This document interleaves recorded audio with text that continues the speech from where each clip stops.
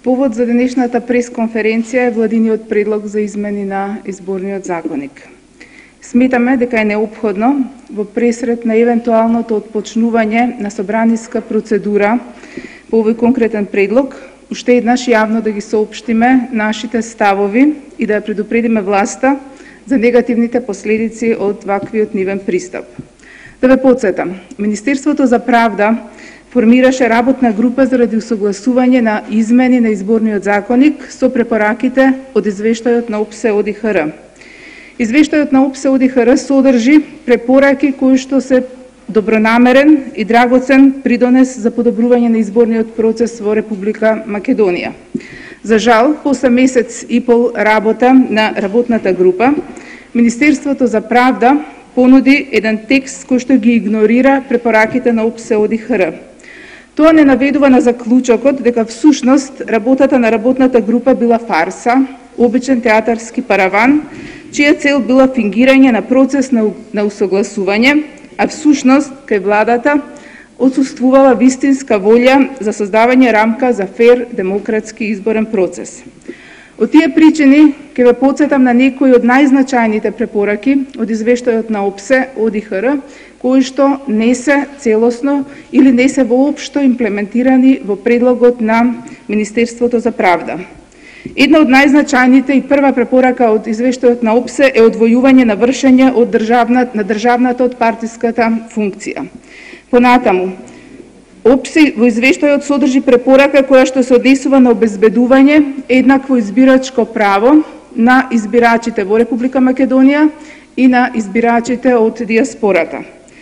Во препораките на ОПСЕ значаен корпус на препораки се правилата и препораките за фер и недемократски, недискриминаторски правила за финансирање на изборна кампања, преку воведување на воедначени максимални износи на донациите. Значајна препорака е препораката за законско регулирање на правилата за медиумско представување за време на изборна кампања, понатаму гарантирање на правото на ефикасни правни лекови за обезбедување на фер изборен процес, почитување на тајноста на гласот и многу други. Социјалдемократскиот сојуз уште во јуни писмено го достави својот став по текстот предложен од Министерството за правда. Овој пат уште еднаш бараме владата сериозно да пристапи на препораките на ОПСЕ и ОДИХР и да го дополни предлог законот за изменување и дополнување на изборниот законник со предлози кои што ќе значат решение на сите недоследности кои што се нотирани во извештајот на ОПСЕ ОДИХР. Само на тој начин, а не со фингирање на измени, владата може да покаже дека има волја да спроведе фер демократски изборен процес во Република Македонија. Во оваа прилика уште еднаш сакаме да потсетиме дека согласно меѓународните стандарди и препораки, изборните правила треба да се носат и менуваат во согласност со релевантните опозициони партии. Само изборни правила, кои што се консенсуално прифатени од релевантните политички актери, создаваат нормативни предпоставки за фер изборен процес. Исто така, во оваа прилика сакаме да укажеме дека СДСМ нема да влезе во било какво сценарио во кое брзината ќе биде поважна од суштината на измените на изборното законодавство.